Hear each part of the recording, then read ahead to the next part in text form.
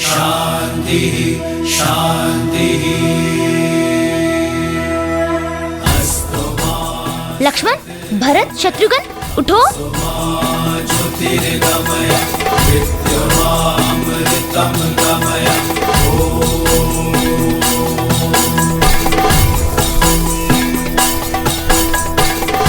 शांति शांति अंतरिक्षः शांति पृथ्वी शांति शांति आपः शांति शांति उषतयः शांति। ओम शांति शांति शांति।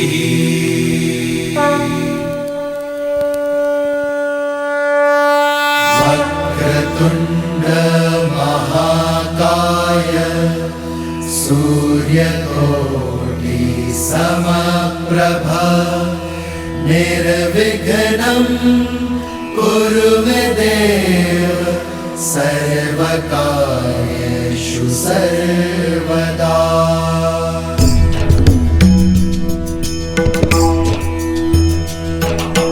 वक्रतुंड महाकाय सूर्यकोटि समप्रभा निर्विघ्नं कुरु मे देव सर्वकार्येषु सर्वदा सर्वकार्येषु सर्वदा। श्री गणपते नमः। श्री गणपते नमः। क्या कोई शिष्य मुझे बता सकता है हर शुभ कार्य के प्रारंभ में गणेश वंदना क्यों की जाती है? क्योंकि गणेश प्रथम पूज्य है। परंतु वो विद्यापति भी तो हैं।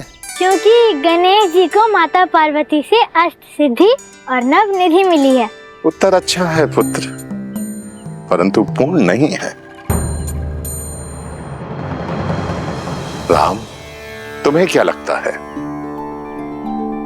गुरुदेव, श्री गणेश केवल देवता नहीं है, उनका रूप अपने आप में ही एक पाठ है। कैसे विद्या अर्जित की जाए और सहेजी जाए। उनके बड़े बड़े कान प्रतीक है कि गुरु की कही छोटी से छोटी बात भी ध्यान से कान लगाकर सुननी चाहिए। इनकी लंबी नाक जिज्ञासा और उत्सुकता को दिखलाती है और इनके शुक्र नेत्र छोटी से छोटी वस्तु को सूक्ष्मता से देखने की सीख देती है। जब हम किसी वस्तु को ध्यान से देखते हैं तो हमारी आंखें भी सिकुड़ जाती है ना? हाँ भैया।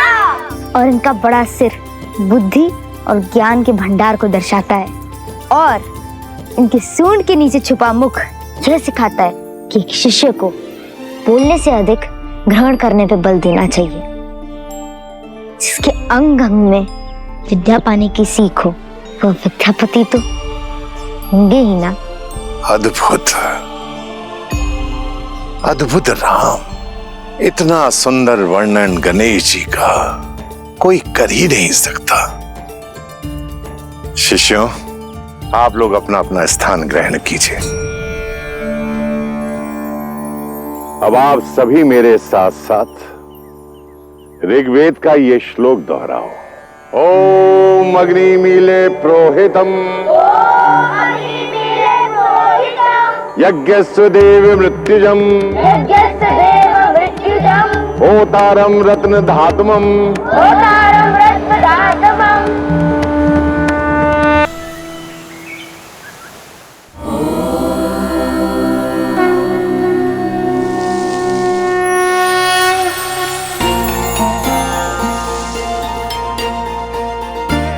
क्या कर रही हो माता? स्वास्तिक बना रही हूँ सीता। इसे क्यों बनाते हैं? स्वास्ति से बनता है स्वास्तिक शब्द, अर्थात सब शुभ हो। ये केंद्र बिंदु से 4 रेखाएं खींचते हैं जो 4 पुरुषार्थों के सूचक हैं। ये धर्म, ये अर्थ, कर्म और ये मोक्ष। स्मरण, इन्हें बाहर से भीतर की ओर ही खींचते हैं। अब दक्षिण से वाम की ओर ये 4 मुक्तियों की कामनाओं की रेखाएं खींचते हैं। ये है सालोक्य, अर्थात भगवान के लोक में रहना। ये है सामीप्य, अर्थात भगवान के समीप रहना। ये है सारूप्य, अर्थात भगवान के रूप में एकाग्र हो जाना। और ये है सायुज्य, अर्थात भगवान से जुड़ना। और इन चारों रेखाओं के अंत में ये अंतकरण की रेखाएं बनाते हैं, जो है मन, बुद्धि, अहंकार और चेतना। ये इन चारों का प्रतीक है और फिर भक्ति के 4 गुणों को बिंदुओं के रूप में दर्शाते हैं। ये है श्रद्धा, विश्वास, प्रेम और समर्पण। और बन गया स्वास्तिक। कुछ समझी पुत्री? समझ गई माता। संसार की शुभ ऊर्जा को धर्म, अर्थ, कर्म और मोक्ष के चक्र के लिए अपने भीतर सहेजा जाए। 4 प्रकार की मुक्तियां यानी मन, वचन, कर्म से ईश्वर को स्वयं में एकाकार करके श्रद्धा, विश्वास, समर्पण और प्रेम से हर कार्य किया जाए तो केवल कार्य ही नहीं, जीवन भी शुभ हो जाता है। यही स्वस्तिक का अर्थ है। अद्भुत मेरी पुत्री। मैं तो वही बताती रही जो मैं जानती थी, पर तुमने तो इसका वास्तविक अर्थ ही पहचान लिया।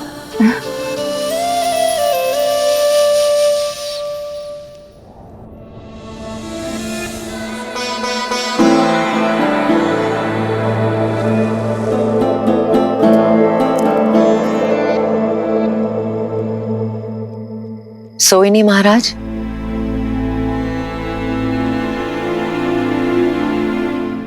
मुझसे मेरे नेत्र दूर हो गए हैं क्या कहीं? मुझे मेरे पुत्रों की याद सता रही है, किंतु तुम क्यों नहीं सोई? आपको उनकी याद नहीं सोने देती और मैं उनके आने वाले कल के सपने देखती रहती। आइए महाराज, हम दोनों खुली आंखों से एक साथ उनके आने वाले कल के सपने देखते हैं।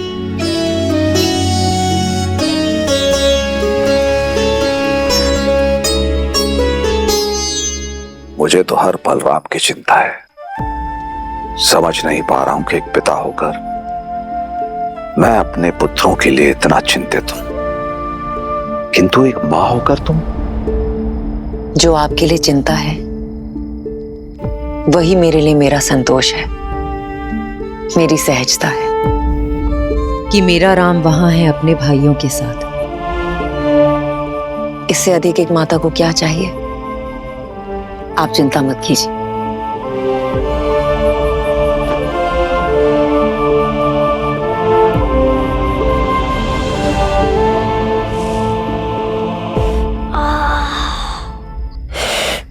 कितने थक गए ना लक्ष्मण भैया आज। व्यायाम, शस्त्र शिक्षा, बस इतने से मैं थक गए शत्रुघ्न। हाँ बहुत पीड़ा हो रही है भैया। पीड़ा और आनंद शरीर से नहीं, मन से जुड़ी होती है शत्रुघ्न। मन को पीड़ा से परे कर लो, पीड़ा होनी बंद हो जाती है।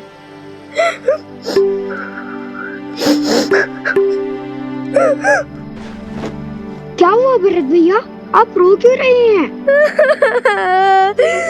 घर का स्मरण हो रहा होगा। क्या भरत भैया, आप हमसे बड़े हैं और बड़े रोते थोड़ी हैं, है ना?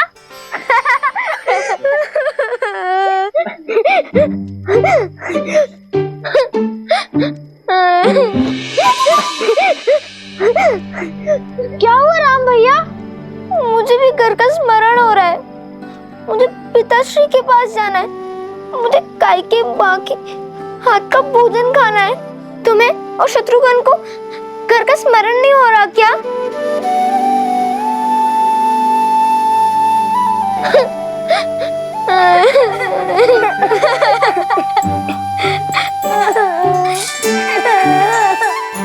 चुप हो जाओ शत्रुघ्न, रो मत। आप ही ने तो हम सबको रुलाया है घर की याद दिला के।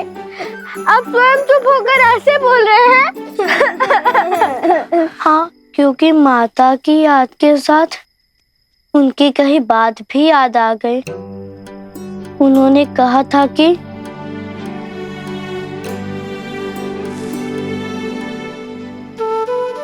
उनकी अनुपस्थिति में राम भैया हमारे माता और पिता होंगे। यहाँ आश्रम में भी, महल में भी और सारे संसार में भी, है ना भैया?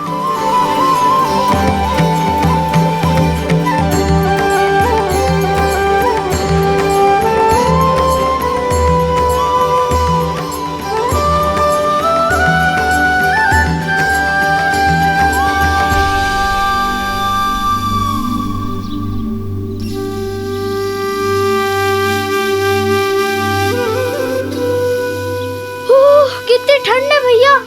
इस समय तो हम लोग अयोध्या में मीठी मीठी सी नींद ले रहे होते। कहाँ वो नर्म सैया, कहाँ ये शीतल जल। इस समय कौन नदी में कूदेगा? मुझे तो बहुत ठंड लग रही है। मैंने कहा था ना, सब मन में। अब अपने मन से ये भय निकालो और मेरा हाथ पकड़ के कूद जाओ। एक बार पानी में भीग जाओगे ना तो ये शीतल जल भी अच्छा लगने लगेगा। मैं आपका हाथ पकड़ूंगा भैया। क्यों? हाथ पकड़ के आप उनमें साहस भर देंगे। उन्हें क्या डर लगता है? सच में लक्ष्मण, जल से भय तो लगता है मुझे। अगर भरत हाथ पकड़ेगा तो थोड़ा साहस बढ़ जाएगा। मेरा हाथ पकड़ो भरत।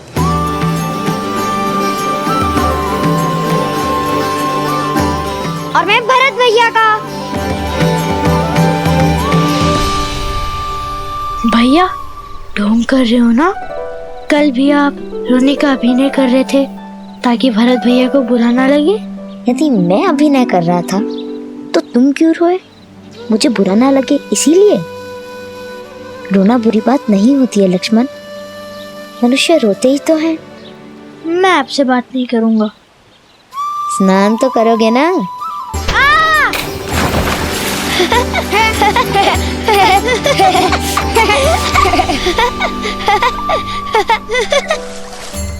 जी भैया।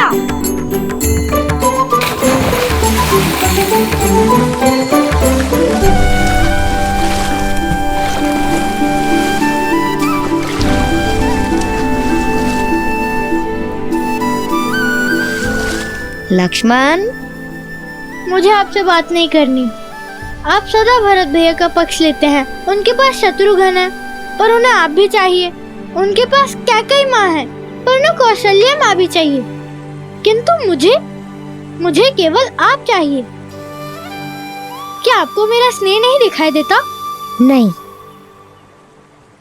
तुम मेरी आंख जैसे हो लक्ष्मण, जिससे हम सब देखते हैं पर वही हमें दिखाई नहीं देती।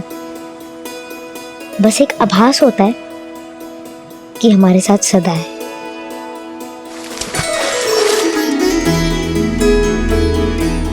मेरे बुद्धू भाई, मैं भरत का साथ इसलिए देता हूँ क्योंकि उसको मेरी आवश्यकता है, पर तुम मेरी आवश्यकता हो। एक तुम ही तो हो जो मेरे बिना समझाए मेरी हर बात, हर भाव समझ लेते हो।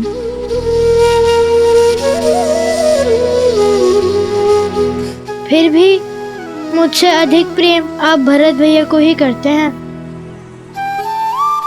चाहे कितना भी प्रयत्न कर ले, मुझे स्वयं से दूर नहीं कर पाएंगे। और क्यों नहीं समझूंगा, छाया हूँ आपकी। तुम छाया नहीं हो मेरी, क्योंकि छाया तो अंधकार में साथ छोड़ देती है ना। तुम मेरी आत्मा हो। अगर तुम रूठे तो मैं नहीं।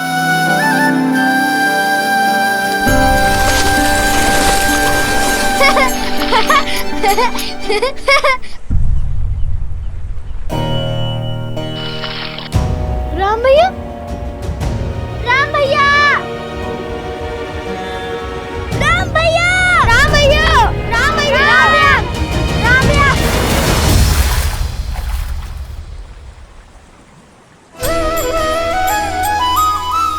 मैं तो यही हूँ। आत्मा को छोड़कर राम जाएगा कहाँ? भैया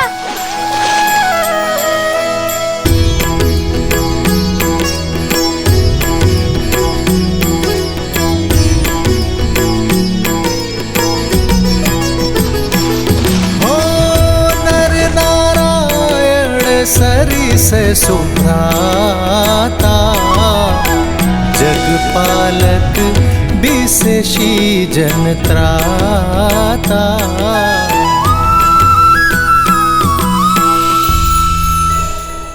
अद्भुत। यदि संसार में सभी भाई ऐसे हो जाएं, तो ये संसार प्रेम के अमृत से भर जाए ना। देवी, यदि संसार में अमृत है तो विष भी है।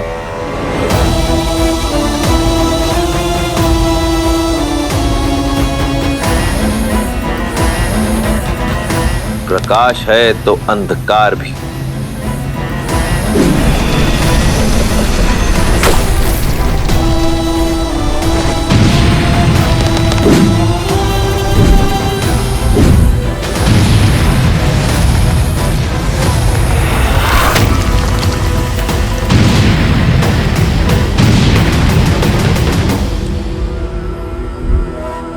सभी संस्कृतियों का अंत होगा, रहेगा तो केवल राक्षस साम्राज्य।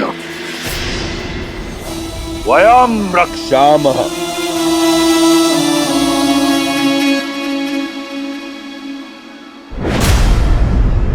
कुंभकर्ण,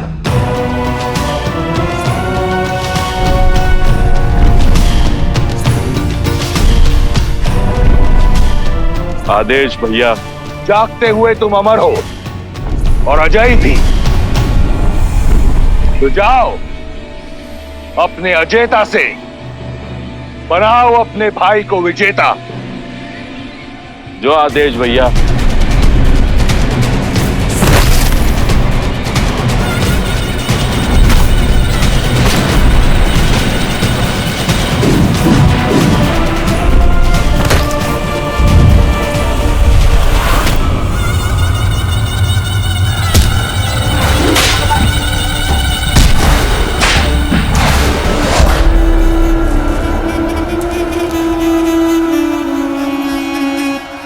बचा नारा।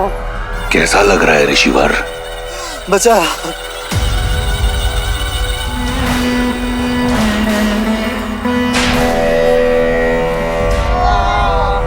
इतना तड़पाओ इन ऋषियों को कि देवताओं को भूलकर राक्षसों को पूछने लगे। इन निरपराध संतों का दोष क्या है भैया? ये तो केवल तपस्या कर रहे थे। मूर्ख हो तुम विभीषण। ये तपस्या इसलिए कर रहे हैं कि राक्षसों का नाश हो सके। सहस्त्रों वर्ष तप की अग्नि में जलने के बाद हमें वरदान मिला है, और हमारे रहते किसी और को ये वरदान नहीं मिल सकता। लो, मारो। भैया, भैया इन्हें छोड़ दीजिए। ये महापाप है भैया, इन्हें छोड़ दीजिए भैया, इन्हें जाने दीजिए। आज तक पाप की परिभाषा देवताओं ने दी है, आज से पुण्य की परिभाषा राक्षस लिखेंगे।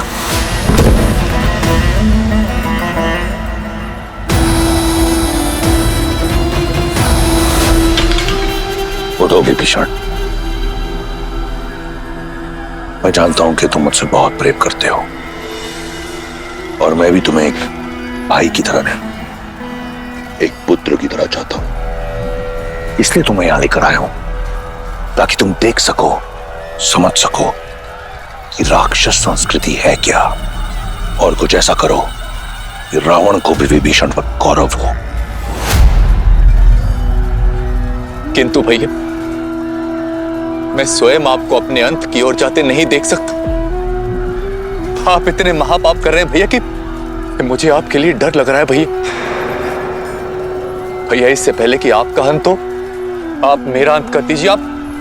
आप मुझे मार दीजिए भैया, आप मुझे मार दीजिए। मूर्ख हो तुम विभीषण। कौन मार सकता है तुम्हारे भाई को? ना देवता ना असुर, न राक्षस न यक्ष न गंधर्व न किन्नर, न पशु न पक्षी न नाग न कीट न भूत न पिशाच न विताल, नर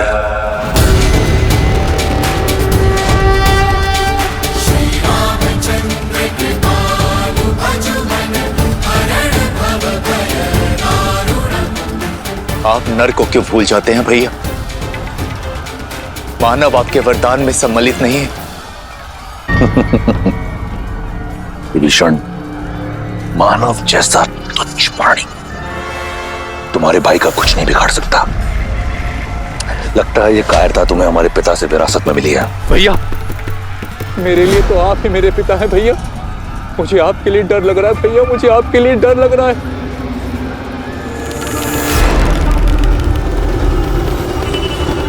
तुम्हें मेरे लिए डरने की आवश्यकता नहीं।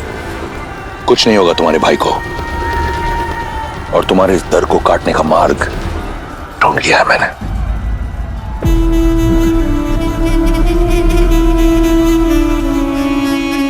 बस महादेव, मुझे श्री राम के पास ले चलिए। जैसी देवी की आज्ञा। नर रूप में नारायण गुरु वशिष्ठ के आश्रम में भविष्य में आने वाली चुनौतियों का सामना करने के लिए प्रशिक्षित हो रहे थे।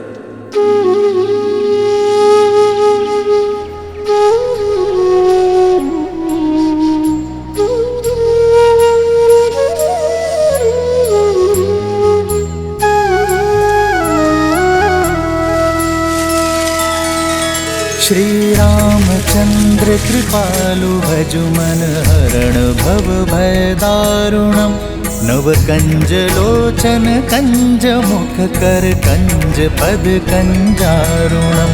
भगवान के अवतार का केवल नहीं गुणगान है, कैसे नारायण बने नर इसका पावन ज्ञान है। सिया राम, सिया राम, सिया राम, सिया राम।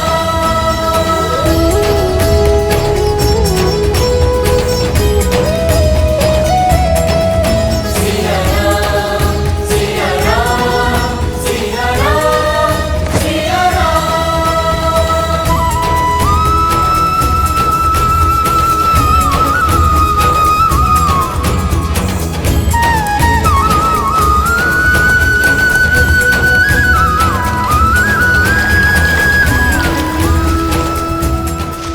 कितने सुंदर पुष्प है, तोड़ लेता हूँ। नहीं भरत, बिना बात के किसी चीज को तोड़ना नहीं चाहिए, ठीक है? जी भैया। आदर्श और मर्यादा की है ये कथा महापावनम, काट मद श्री से मिला दे श्रीमद् रामायणम, श्रीमद् रामायणम, श्रीमद् रामायणम। सिया राम, सिया राम, सिया राम, सिया राम, सिया राम, सिया राम, सिया राम, सिया राम।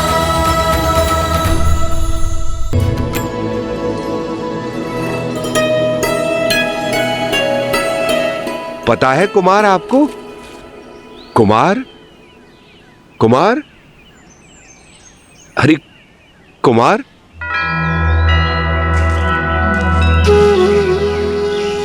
उनमें भी जीवन है आचार्य। यह अपनी मार्ग चली जाए, फिर हम चलते हैं।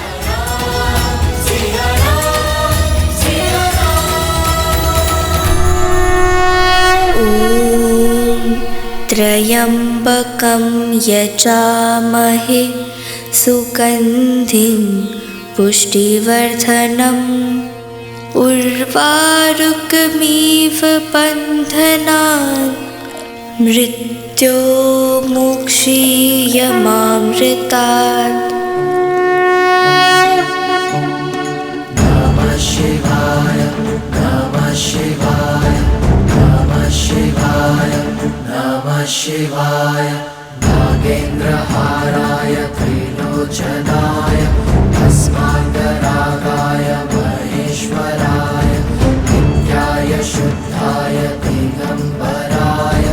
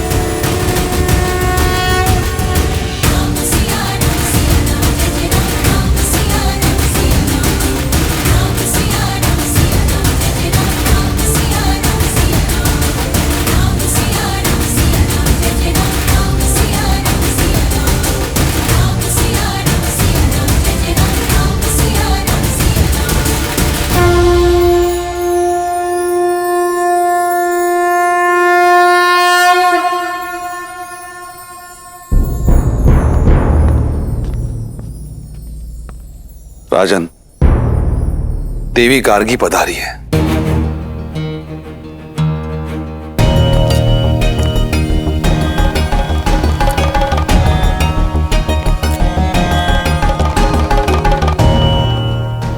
देवी गार्गी? वो तो केवल तब आती हैं जब शास्त्रार्थ करना हो।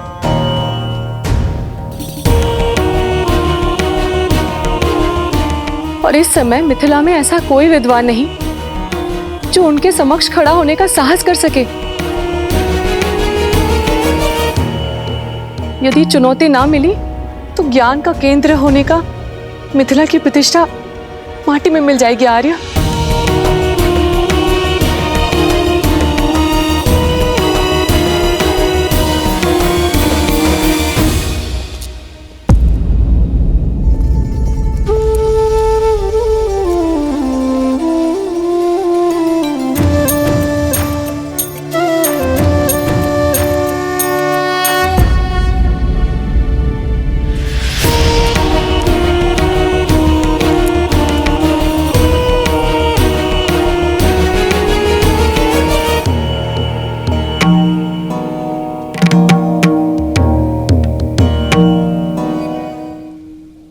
याज्ञवल्क्य जैसे ज्ञानी को भी शास्त्रार्थ में पराजित कर देने वाली विदुषी गार्गी को जनक का प्रणाम। मैं यहाँ प्रणाम पाने नहीं आई हूँ राजऋषि जनक, मैं शास्त्रार्थ करने आई हूँ।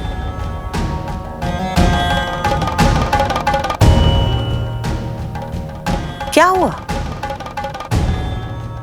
क्या यहाँ ऐसा कोई नहीं है जो मेरी चुनौती स्वीकार कर सके? मिथिला में कोई ज्ञानी नहीं बचा जो मुझे चुनौती दे सके। क्या ये शिव धनुष ही यहाँ के आकर्षण का केंद्र बनकर रह गया है राजन? पिताश्री की आज्ञा हो तो मैं माता गार्गी से चर्चा करना चाहूंगी।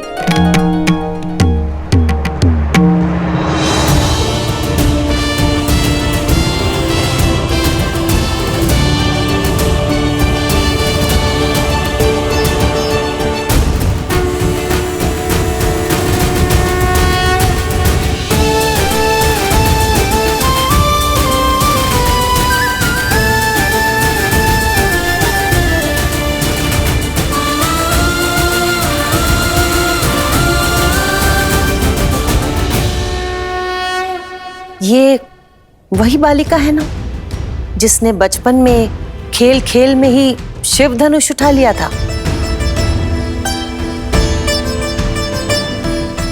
शक्तिशाली हो और जनक की पुत्री हो तो ज्ञानी तो होगी। तो शिव धनुष उठाने वाली सीता, क्या तुम मेरी चुनौती का बीड़ा उठा पाओगी? मुझे एक प्रसन्नता होगी कि पहली बार कोई स्त्री ज्ञाता मेरे साथ शास्त्रार्थ करेगी, क्योंकि अब तक तो केवल पुरुष ही पराजय का स्वाद चखते आ रहे हैं।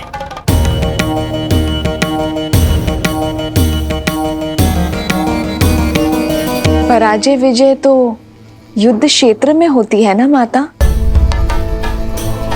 ज्ञान के क्षेत्र में तो विचारों का संगम होता है, और आपसे कुछ ज्ञान का अंश ग्रहण कर पाना मेरे लिए सौभाग्य होगा।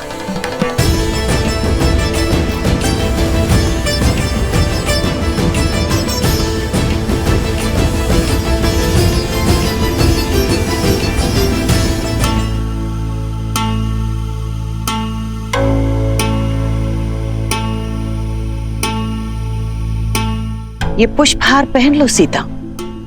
एक ज्ञानी का ये लक्षण होता है कि वो शांत होता है, धीरज धरता है। इस शास्त्रार्थ में जो भी हारने लगेगा उसका धीरज छूटने लगेगा और वो क्रोधित हो जाएगा।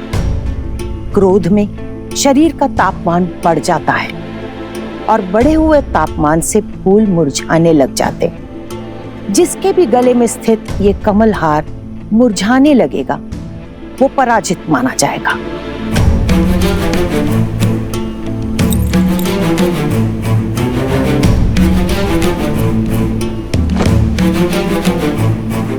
जो आ गया माता, परंतु मेरा ध्यान तो केवल आपसे अर्जित ज्ञान पुष्प पर ही रहेगा।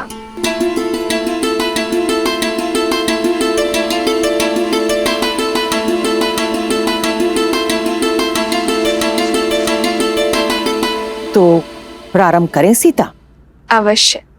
सबसे पहले मुझे ये बताओ कि तीनों लोकों में सबसे ज्यादा शक्तिशाली अस्त्र कौन सा है? महादेव का पशुपतास्त्र, ब्रह्मा का ब्रह्मास्त्र, या फिर नारायण का नारायण अस्त्र?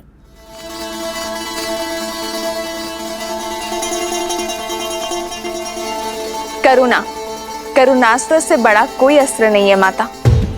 करुणा का अस्त्र, ये कौन सा अस्त्र होता है सीता? हम अस्त्र क्यों बनाते हैं माता? सब पर विजय पाने के लिए ना। पर जिसके पास करुणा हो, सबकी पीड़ा समझने का भाव हो, वो इस संसार में सबको अपना बना सकता है। और जिसके सब अपने हो, उसे किसी भी अस्त्र की क्या आवश्यकता है माता?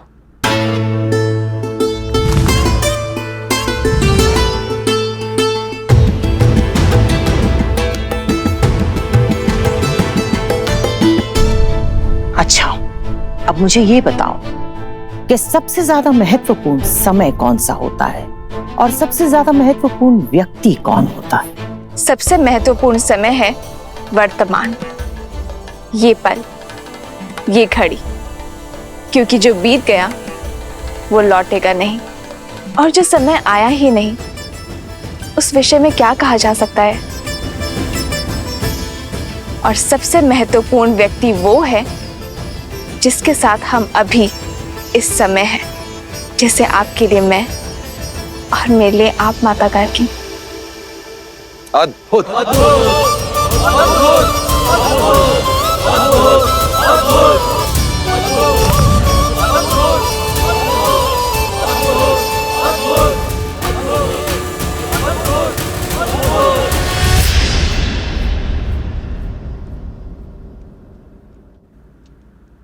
प्रकाश से भी ज्यादा अधिक वेग किसका है?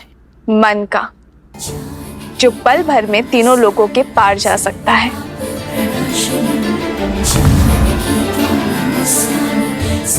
सबसे ज्यादा पवित्र क्या है? अग्नि, जिसका भोग लगाती है उसे पवित्र कर देती है। सबसे ज्यादा शुभ क्या है? शुभ शब्द, शुभ कर्म। सबसे उत्तम प्रार्थना, जो दूसरों के लिए की जाए। सबसे बड़ा मित्र कौन है? विवेक, जो सदा शुभ मार्ग पर ले जाता है। सबसे बड़ा शत्रु? अहंकार। सबसे ज्यादा सुंदर आभूषण कौन सा है? विनम्रता। सबसे बड़ा पराक्रम? त्याग। सबसे बड़ी विजय? स्वयं पर।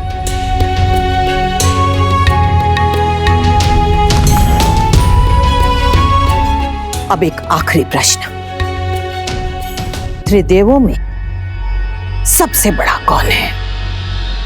ब्रह्मा, शिव या फिर नारायण?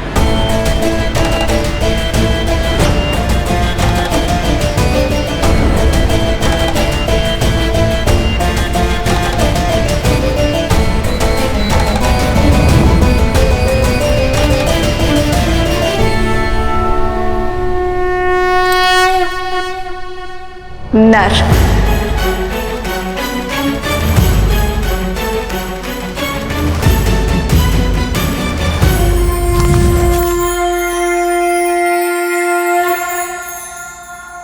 नर, ब्रह्मा, शिव, नारायण, इन सब से ऊपर नर कैसे हो गए सीता?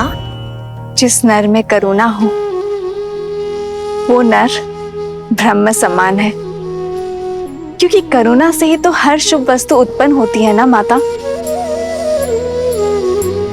जिसमें त्याग हो वो शिव जैसा है, और मर्यादा उसे नारायण जैसा संतुलन स्थापित करने की शक्ति देता है।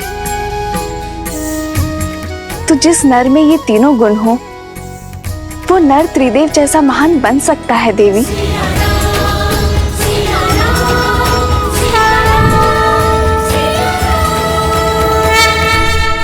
अद्भुत बुद्धि की धनी है जनक पुत्री सीता।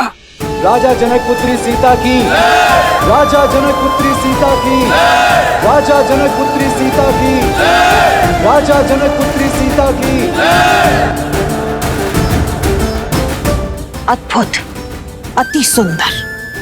मैं आशा करती हूँ कि ऐसा ही नर तुम्हें वर के रूप में मिले सीता।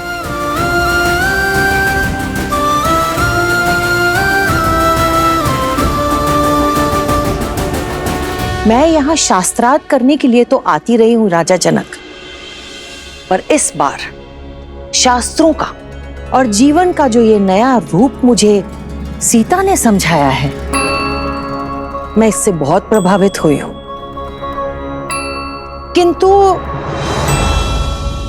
किंतु क्या? मुझे आपके लिए बहुत चिंता हो रही है राजन।